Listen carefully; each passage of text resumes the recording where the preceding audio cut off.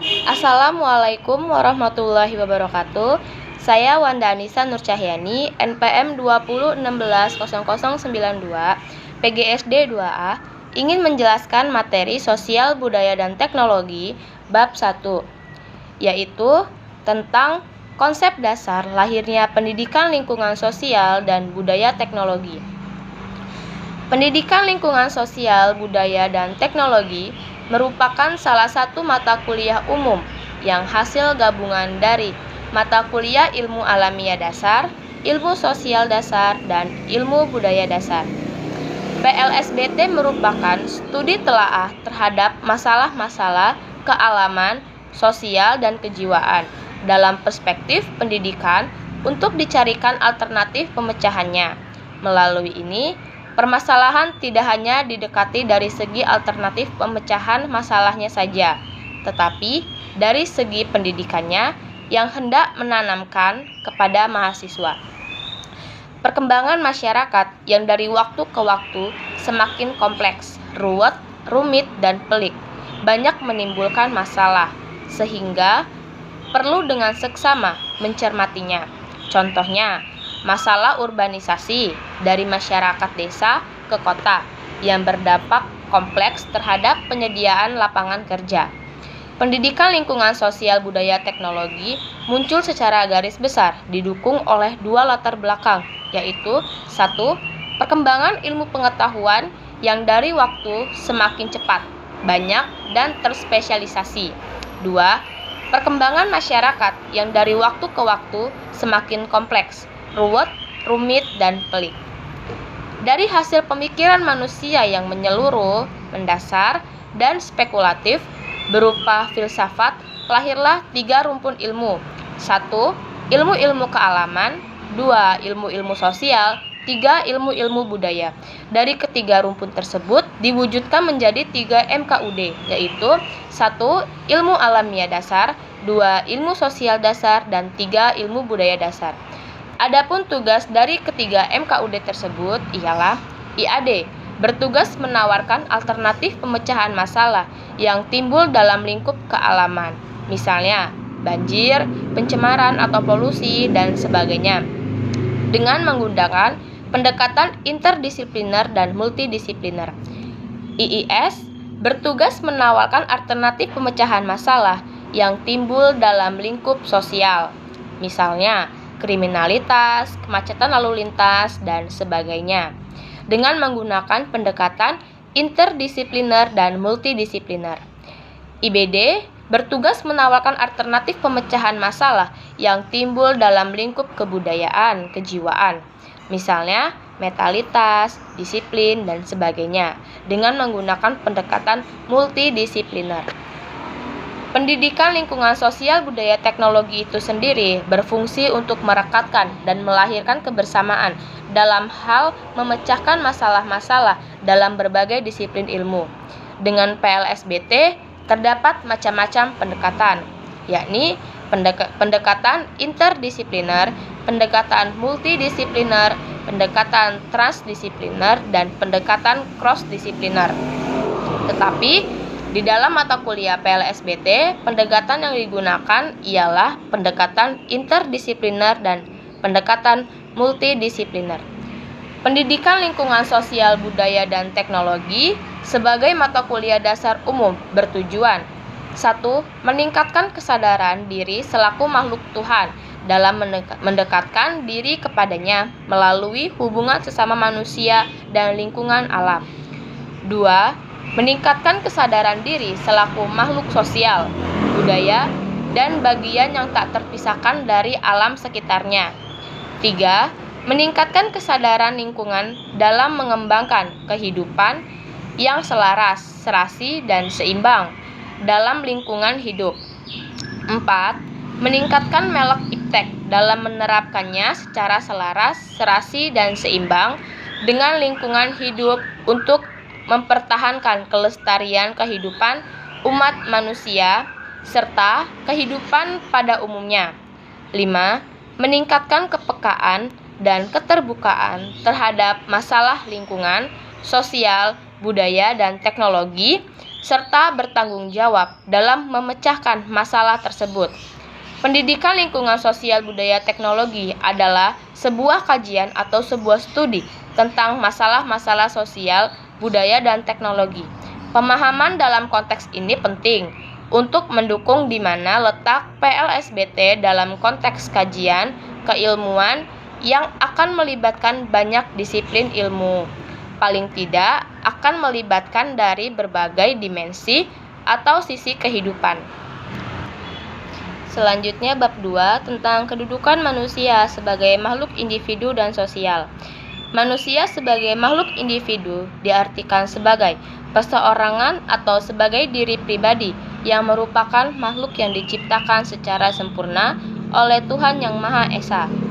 Berikut penjelasannya. Makhluk Tuhan yang hanya memiliki satu unsur, yaitu benda atau materi saja, misalnya batu, kayu, dan meja. Makhluk Tuhan yang memiliki dua unsur, yaitu benda dan hidup, misalnya tumbuh-tumbuhan. Makhluk Tuhan yang memiliki tiga unsur, yaitu benda, hidup, dan naluri, misalnya binatang. Makhluk Tuhan yang memiliki empat unsur, yaitu benda, hidup, naluri, dan akal. Misalnya manusia yang merupakan makhluk yang memiliki keunggulan dibandingkan dengan makhluk lain, karena manusia memiliki empat unsur tersebut. Manusia sebagai makhluk individu memiliki unsur jasmani dan rohani, unsur fisik dan psikis, unsur raga dan jiwa. Manusia lahir sebagai makhluk individual yang bermakna tidak terbagi atau tidak terpisahkan antara jiwa dan raga dengan kelengkapan fisiknya. Namun, secara rohaninya sangatlah beda antara manusia dengan makhluk lain. Dalam arti, manusia sebagai perseorangan yang memiliki sifatnya tersendiri, yang bersifat nyata dan memiliki ciri khas tertentu yang berupa merealisasikan potensi dirinya. Dalam interaksi, ada bentuk umum interaksi sosial yang dapat dinamakan proses sosial, karena merupakan syarat utama terjadinya aktivitas-aktivitas sosial. Manusia sebagai makhluk sosial senantiasa hidup dengan manusia lain. Dalam arti, manusia tidak dapat hidup tanpa bantuan orang lain di sekitarnya. Manusia membentuk pengelompokan sosial di antara sesama dalam upaya mempertahankan hidup dan mengembangkan kehidupan. Dalam mengembangkan potensi yang ada pada manusia, bisa dilakukan dengan berbagai pendekatan, di antaranya pendekatan filosofis, kronologis, fungsional, dan sosial. Yang ditekankan yaitu pendekatan fungsional dan sosial. Pendekatan fungsional yang hakiki, maka potensi manusia perlu dibina dan dibimbing agar dapat diarahkan sejalan dengan hakikat kejadiannya yang dapat dimanfaatkan dalam kehidupan manusia sebagai makhluk yang manusiawi. Pendekatan sosial manusia dilihat sebagai manusia yang memiliki dorongan untuk hidup berkelompok dan bermasyarakat dari tingkat lingkungan sosial terkecil, yaitu keluarga, kerabat, tetangga, suku, bangsa, hingga kemasyarakatan, dunia maupun umat. Selanjutnya, bab 3 tentang pendidikan sosial dan budaya di lingkungan sekolah dasar. Pendidikan adalah usaha sadar oleh orang terhadap perkembangan jasmani dan rohani untuk menumbuhkan dan membentuk personalitas yang utuh dalam melaksanakan tugas dan tanggung jawab di masyarakat. Sedangkan sosial dalam kamus sosiologi mendefinisikan sosial adalah hubungan seseorang individu dengan yang lain yang dari jenis yang sama atau pada sejumlah individu untuk membentuk kelompok sehingga dapat berhubungan dengan yang lainnya. Sedangkan menurut para ahli, sosial adalah suatu proses yang diusahakan oleh orang dewasa terhadap anak secara sengaja dalam masyarakat untuk mendidik, membina, membangun individu dalam lingkungan sosial. Tentunya selalu berpengaruh pada akidah dan keimanan yang kokoh. Ada dua metode yang digunakan, yakni metode langsung dan metode tidak langsung. Dalam metode langsung, yaitu untuk mengadakan hubungan langsung secara pribadi dan kekeluargaan dengan individu yang bersangkutan. Misalnya, seperti tatap muka antara kelompok untuk membahas suatu permasalahan. Sedangkan metode tidak langsung yaitu mengadakan hubungan secara tidak langsung kepada individu atau masyarakat. Misalnya, dalam membahas suatu masalah melalui Zoom virtual. Dalam suatu pendidikan sosial memiliki pendekatan agar pelaksanaan pendidikan dapat sasaran dan harapan yang telah dicapai. Berikut ini adalah pendekatan yang meliputi pendekatan yang ditinjau dari segi sasarannya. Dalam pendekatan ini, yang ditunjuk adalah manusia dan lingkungannya, yang meliputi pendekatan metalistik, kondisional, dan pendekatan yang ditinjau dari segi pelaksanaannya, yang mencakup 3 aspek, yaitu pengetahuan, sikap, dan perbuatan. Manusia sebagai makhluk yang lemah tidak dapat hidup sendiri. Dalam lingkungan masyarakat, kita harus bisa hidup untuk bersikap, toleransi, solidaritas sosial, saling menghargai, dan tolong-menolong. Dengan ini, kita dapat bersikap baik terhadap orang lain, maka akan timbal balik pula kepada diri kita sendiri. Pada kurikulum 2013, kompetensi siswa terbagi menjadi 2, yaitu sikap spiritual yang terkait dengan pembentukan peserta didik yang beriman dan bertakwa, dan sikap sosial yang terkait dengan pembentukan peserta didik yang berakhlak mulia, mandiri, demokratis, dan bertanggung jawab di dalam sekolah atau masyarakat. Sekolah merupakan tempat untuk siswa menempuh pendidikan. Keberhasilan pendidikan akan tercapai tergantung dengan keseriusan dalam menangkap pelajaran yang dihadapi oleh peserta didik. Terkadang, seringkali di sekolah menemui masalah-masalah sosial, misalnya kesulitan dalam mencari teman, merasa tersaing dalam aktivitas kelompok, kesulitan dalam menyesuaikan diri, kesulitan menghadapi situasi lingkungan sosial yang baru, dan kesulitan dalam melakukan sosialisasi dalam lingkungannya. Atau yang sangat familiarnya, masalah yang sering muncul dari siswa seperti 1. Tidak mau ikut serta dalam gotong royong, 2. Membuang sampah sembarangan, 3. Membolos, 4. Berkelahi, dan 5. Bullying. Di dalam lingkungan sekolah, tentu pastinya memiliki budaya sekolah yang dinamakan budaya sekolah, yang pola nilai-nilai, prinsip, tradisi, dan kebiasaannya terbentuk dalam perjalanan sekolah yang juga dikembangkan oleh sekolah dalam jangka waktu yang lama yang bersifat dinamika. Kondisi sekolah yang dinamis merupakan perpaduan seluruh warga sekolah yang memiliki latar belakang kehidupan sosial yang berbeda dan saling berinteraksi. Budaya sekolah muncul sebagai fenomena yang unik dan juga menarik, dan juga merupakan aset yang tidak sama antara sekolah satu dengan yang lainnya. Tentunya, di masing-masing sekolah memiliki budayanya tersendiri.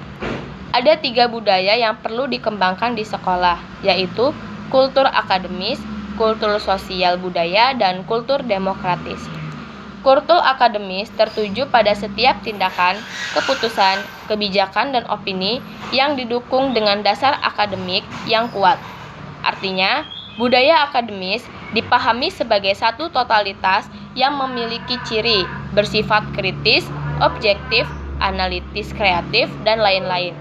Kultur sosial budaya tercermin pada pengembangan sekolah yang memelihara, membangun, dan mengembangkan budayanya yang positif dalam kerangka pembangunan manusia. Dalam kultur sosial budaya merupakan bagian hidup manusia yang paling dekat dengan kehidupan sehari-hari, yang artinya berhubungan dan berinteraksi satu dengan yang lainnya.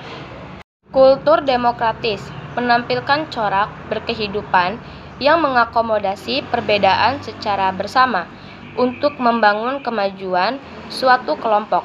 Dalam kultur ini tercermin dalam pengambilan keputusan dan menghargai keputusan, serta mengetahui hak dan kewajiban diri sendiri, orang lain, bangsa, dan negara. Budaya sekolah ini perlu dikembangkan. Sekolah perlu menyadari secara serius keberadaan aneka budaya.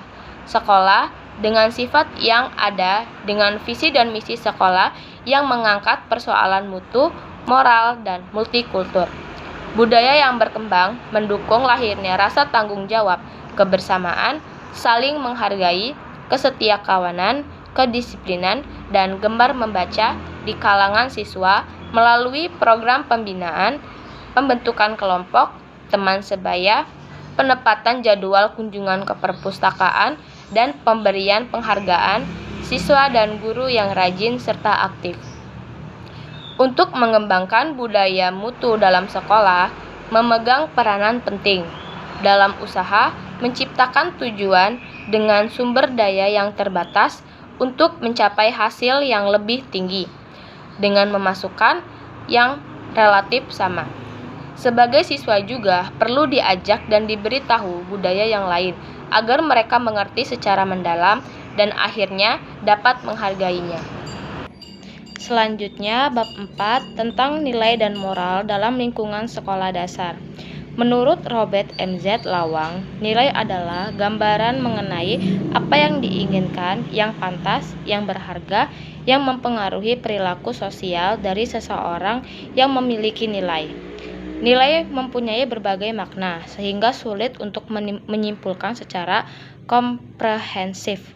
Makna nilai yang mewakili dari berbagai kepentingan dan berbagai sudut pandang. Menurut Profesor Dr. Notonegoro, nilai terbagi menjadi 3, yaitu 1. Nilai material, yaitu segala sesuatu yang berguna bagi unsur manusia. 2. Nilai vital, yaitu segala sesuatu yang berguna bagi manusia untuk mengadakan kegiatan dan aktivitas. 3. Nilai kerohanian, yaitu segala sesuatu yang berguna bagi rohani manusia. Nilai tidak hanya sesuatu yang berwujud benda material saja, tetapi juga sesuatu yang tidak berwujud benda material yang dapat menjadikan nilai yang sangat tinggi nilainya. Bagi manusia, nilai dijadikan landasan, alasan, atau motivasi dalam segala perbuatan yang dijabarkan dalam bentuk norma atau ukuran normatif yang merupakan suatu perintah atau keharusan, anjuran atau merupakan larangan. Nilai yang diikuti oleh setiap individu dinamakan nilai inti, yang menjunjung tinggi nilai itu sehingga menjadi salah satu faktor penentu untuk berperilaku. Hakikat merupakan unsur yang harus atau wajib ada untuk adanya sesuatu. Nilai itu bersifat tetap, yang berubah itu adalah penilaian oleh manusia, sebagaimana yang dijelaskan oleh Frondozi yang melakukan pemilihan terhadap kualitas sesuatu, yaitu 1. Kualitas primer, suatu hal yang membuat kenyataan sesuatu yang sifatnya harus, misalnya bentuk, wujud, tinggi, berat, dan lain-lain. 2. Kualitas sekunder, sesuatu yang menyertai kenyataan sesuatu, misalnya warna, rasa, dan bau. 3. Kualitas tersier, sesuatu yang tidak dapat ditangkap oleh indera, misalnya rasa takut, bingung, dan keanggunan. Hukum merupakan aspek penting dalam kehidupan masyarakat. Hukum juga merupakan peraturan-peraturan yang bersifat memaksa, yang menentukan tingkah laku manusia dalam lingkungan masyarakat. Hukum juga memiliki unsur-unsur yang meliputi 1. Peraturan dibuat oleh yang berwenang. 2. Tujuannya mengatur tata tertib kehidupan masyarakat. 3. Mempunyai ciri memerintah dan melarang. 4. Bersifat memaksa dan ditaati. Di dalam kehidupan sosial seseorang akan menaati hukum. Hukum memiliki tujuan, yaitu menciptakan ketertiban yang merupakan syarat umum dari adanya masyarakat yang teratur. Di dalam lingkungan sekolah, tentunya setiap siswa memiliki moral. Dalam istilah, moral senantiasa mengaku kepada baik buruknya perbuatan manusia. Norma moral dijadikan sebagaimana tolak ukur untuk menetapkan betul salahnya sikap dan tindakan manusia. Penerapan nilai moral tentu tidak mudah dilakukan, karena pemahaman tentang nilai tentu tidak bisa sama antar individu. Dengan adanya perbedaan pemahaman tersebut, pembinaan tentang nilai dapat menimbulkan perbedaan pada dinamika norma dan perilaku masyarakat. Karakter merupakan keseluruhan disposisi kodrati dan disposisi yang telah dikuasai secara stabil yang mendefinisikan seorang individu dalam keseluruhan tata perilaku psikisnya, yang menjadikannya tipikal dalam cara berpikir dan bertindak. Pendidikan karakter merupakan dinamika pengembangan kemampuan yang berkesinambungan dalam diri manusia untuk mengadakan internalisasi nilai-nilai sehingga menghasilkan disposisi aktif dalam diri manusia. Pendidikan untuk pembangunan karakter pada dasarnya mencakup pengembangan substansi, proses dan suasana atau lingkungan yang menggugah, mendorong, dan memudahkan seseorang untuk mengembangkan kebiasaan baik dalam kehidupan sehari-hari. Masalah yang dihadapi dalam mengembangkan karakter adalah kemampuan untuk tetap menjaga identitas permanen dalam diri manusia, yaitu semakin menjadi sempurna dalam proses penyempurnaan dirinya sebagai manusia. Dalam proses ini tidak mudah untuk bangun pada setiap individu maupun kelompok, karena di dalamnya banyak faktor yang menentukan keberhasilan dalam membentuk manusia karakter. Selanjutnya bab 5 tentang interaksi sosial, kelompok sosial, masyarakat, dan komunitas. Interaksi sosial adalah hubungan timbal balik saling mempengaruhi antar individu, kelompok sosial, dan masyarakat. Interaksi merupakan proses di mana orang-orang berkomunikasi, saling mempengaruhi dalam pikiran dan tindakannya. Interaksi sosial antar individu terjadi ketika dua orang bertemu. Pada saat itu, mereka saling menegur, berjabat tangan, saling berbicara, atau mungkin berkelahi. Interaksi sosial antar kelompok manusia terjadi antara kelompok tersebut sebagai kesatuan dan biasanya tidak menyangkut pribadi anggotanya. Interaksi antar kelompok ini terjadi dalam masyarakat. Interaksi sosial juga terjadi didasari oleh faktor 1. Imitasi, 2. Sugesti, 3. Identifikasi, dan 4. Simpati. Bentuk-bentuk interaksi sosial dapat berupa kerjasama, persaingan, dan pertentangan. Dari keempat bentuk pokok ini, interaksi itu dimulai dengan adanya kerjasama yang kemudian menjadi persaingan dan memuncak menjadi pertikaian, yang akhirnya sampai pada akomodasi. Sosialisasi adalah suatu proses di mana seorang anak belajar menjadi seorang anggota yang berpartisipasi dalam masyarakat. Sosialisasi juga merupakan suatu proses yang berlangsung sepanjang hidup. Pada dasarnya, kita mengenal dua pola sosialisasi, yaitu pola yang resepsi dan pola partisipatori. Masyarakat adalah sekelompok manusia yang terjalin erat karena sistem tertentu, tradisi tertentu, konvensi dan hukum tertentu yang sama, serta mengarah pada kehidupan objektif. Masyarakat memiliki unsur, yaitu merupakan kumpulan orang yang sudah terbentuk dengan lama dan sudah memiliki sistem sosial atau struktur sosial tersendiri, serta memiliki kepercayaan, sikap, dan perilaku yang dimiliki bersama. Masyarakat lebih dicirikan oleh interaksi, kegiatan, tujuan, keyakinan, dan tindakan. Komunitas adalah suatu kumpulan orang dalam jumlah yang banyak dan membentuk kelompok sosial yang bekerja sama untuk mencapai kepentingan atau tujuan bersama. Komunitas merupakan bagian dari masyarakat dalam lingkungan yang lebih kecil, serta ikatan kebersamaannya kurang kuat. Setiap komunitas memiliki unsur, yaitu seperasaan, sepenanggungan, saling memerlukan. Sebuah masyarakat tentunya ada yang dari kota dan ada yang dari desa. Masyarakat desa pada umumnya hidup dari pertanian atau nelayan. Beda dengan masyarakat kota yang hidupnya sudah makmur, yang sudah menduduki pekerjaan yang cukup seperti kantoran, wirausaha, dan lain-lain. Sekian yang bisa saya sampaikan, lebih kurangnya saya mohon maaf. Wassalamualaikum warahmatullahi wabarakatuh.